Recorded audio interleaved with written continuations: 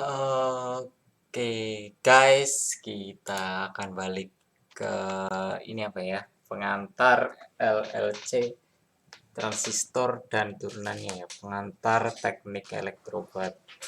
Saya nggak tahu ya apakah ini tuh eh, masih terlalu susah untuk jenjang sekolah menengah kejuruan ya. Tapi ini sudah saya beberapa itu saya reduksi supaya nggak terlalu susah ya. Jadi sebenarnya kita kalau di teknik elektro itu kan sering bahas tentang rangkaian resistor, induktor, kapasitor itu kan ya. Sebenarnya dipakai untuk apa sih gitu ya? Terus gimana kita bisa melakukan utilize ke dalam komponen-komponen tersebut gitu ya. Sebenarnya mungkin kita sering mendengar ada IC, ada apa namanya ASICS, FPGA, prosesor itu ya.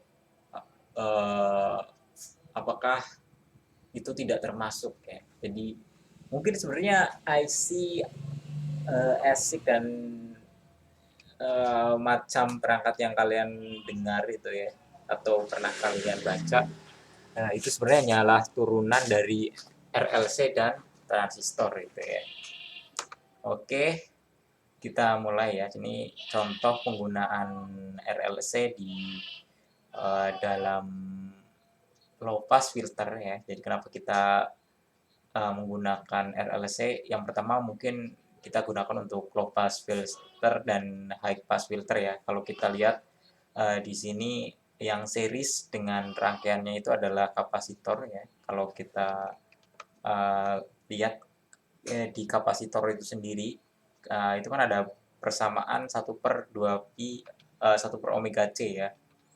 Jadi frekuensi itu sangat mempengaruhi impedansi dari kapasitor itu.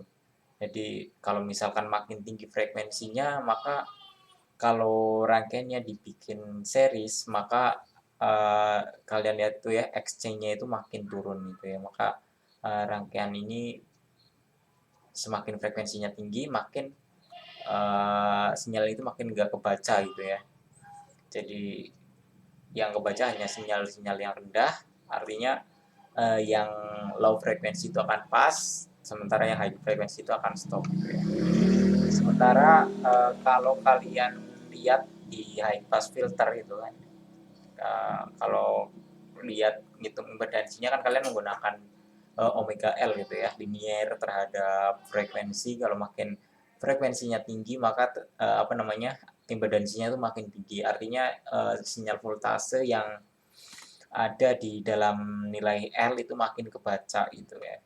Jadi di mana kita meletakkan outputnya, yaitu outputnya paling di sini ya di kapasitor yang pertama, yang kedua itu kan bagian groundnya gitu. Gitu. Jadi ini responsnya akan seperti ini. Jadi ini akan jadi bentuk yang low pass filter, artinya sinyal yang frekuensi rendah akan dapat tegangan yang lebih tinggi ya. Mungkin kalau misalkan frekuensinya 0 jadi dapat 1 volt. Kalau misalkan frekuensinya 9 GHz nanti dia akan mendekati 0 itu. Kalau misalkan di induktor sendiri sebaliknya ya, kalau dipasang dengan seri kalau frekuensinya 0 dia impedansinya 0, kalau misalkan frekuensinya mungkin 9 GHz dia akan mendekati ke 1 gitu ya. Karena 1 itu adalah uh, voltase maksimumnya. Untuk amplifier, oke, itu kita bahas tentang komponen RLC yang digunakan di dalam kehidupan kita ya. Oke, bagaimana kalau misalkan kita nggak menggunakan L sama C, hanya R gitu? Sebenarnya apa fungsinya gitu ya? Kalau R mungkin kita hanya bisa untuk membagi tegangan gitu ya, atau mungkin mengontrol arus biar nggak terlalu besar itu ya. Misalkan device, misalkan di sini ada sebuah LED gitu ya, R2-nya itu kita anggap LED, terus power ratingnya itu misalkan 1 watt gitu kan, 1 watt 0,5 maksudnya mungkin ya, 0,5 watt dengan hambatan itu 5 ohm gitu kan ya. maka kita butuh satu resistor lagi untuk menahan supaya tegangannya itu nggak bikin LED itu rusak gitu ya. Yang kedua, untuk pembagi tegangan ya, kalau misalkan kalian lihat di sini, tegangan yang muncul di sini kan akan menjadi 0,5 volt, sementara yang di atas R1 yang di sini tuh nilainya kan 1 volt gitu. Selain itu, misalkan kita diberi something rangkaian ya di luar sini gitu. Kemudian kita tahu bahwa impedansi apa namanya, resistansinya itu 200 ohm gitu. Supaya dia dapat transfer daya maksimum gitu ya, maka kita pasang resistor itu berapa gitu ya. Itu juga bisa digunakan sebagai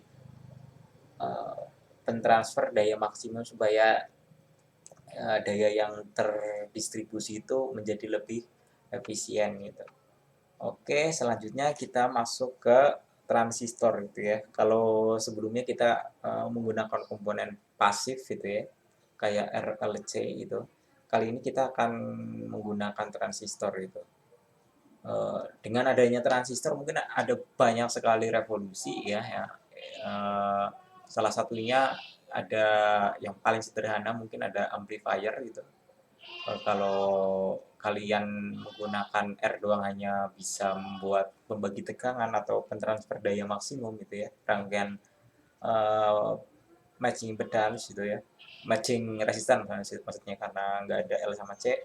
Kemudian kalau misalkan dengan L kalian bisa bikin low pass filter atau high pass filter, itu tergantung susunannya seperti apa gitu ya. Kalau misalkan kalian dengan transistor, kalian bisa membuat amplifier ya. Jadi kalau misalkan di sini tegangannya cuma 1 volt, di R sini tuh bisa lebih dari 1 volt ya, tergantung konfigurasi yang kalian gunakan itu seperti apa ya. Mungkin di sini bisa sampai 5 volt atau dan sebagainya gitu ya. Dan ini kadang-kadang kita pakai untuk misalkan ini kan R-nya kita tune ya, kayak variabel resistor itu supaya penguatannya itu bisa naik gitu, kayak misalkan kalian nyeting volume di toa gitu, kalian di dalamnya ada rangkaian transistor yang dipakai untuk menguatkan ya. Tentu saja ada batasan maksimum penguatannya tersendiri ya, tergantung konfigurasinya gitu. Oke, yang kedua untuk transistor sendiri kita bisa mendesain sebuah mixer gitu ya. Dimana mixer itu kalau kita ingin menggabungkan dua buah sinyal yang menjadi satu bagian, misalkan kalian kepengen menaruh data-data kalian ya, mungkin ini sinyal suara mau ditransmisikan dengan frekuensi radio gitu ya, yang mungkin V1 ini adalah sinyal radio, yang V2 ini adalah sinyal suara kalian bisa mixing gitu ya, terus dilemparkan ke dalam frekuensi radio, nanti outputnya itu sinyalnya itu jadi ada dua ya, sinyal uh, radionya yang biasanya kita sebut sebagai carrier sama sinyal ininya apa namanya, sinyal DC-nya atau sinyal suaranya gitu ya.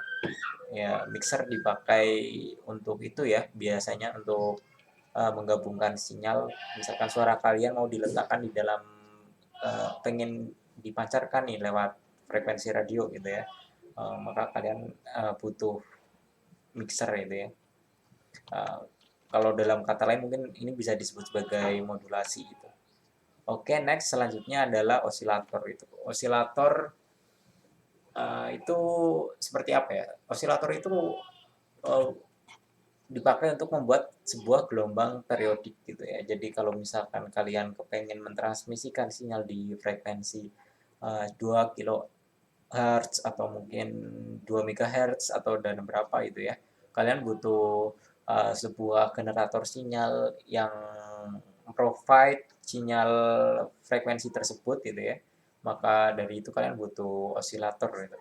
Sebelum nanti mungkin kalian akan gabungkan lagi dengan mixer gitu ya, untuk menggabungkan sinyal, misalkan ini V1-nya itu osilator tadi, yang keluar adalah osilator, yang V2-nya itu adalah uh, sinyal ini apa namanya, sinyal suara kalian ya, atau mungkin sebaliknya ya, V2-nya sinyal suara kalian atau V2-nya V2-nya adalah sinyal osilator, V1-nya adalah sinyal suara kalian ya. Kalian gabungkan, terus kalian pasang antena, nanti ditransmisikan ke udara. Jadi mungkin konsepnya uh, lebih kita bisa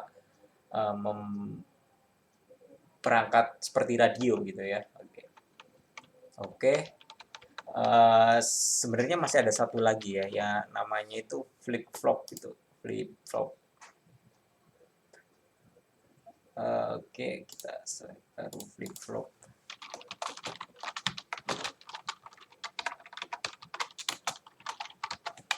Flip flop biasanya dipakai untuk membuat sebuah register gitu ya. Maksudnya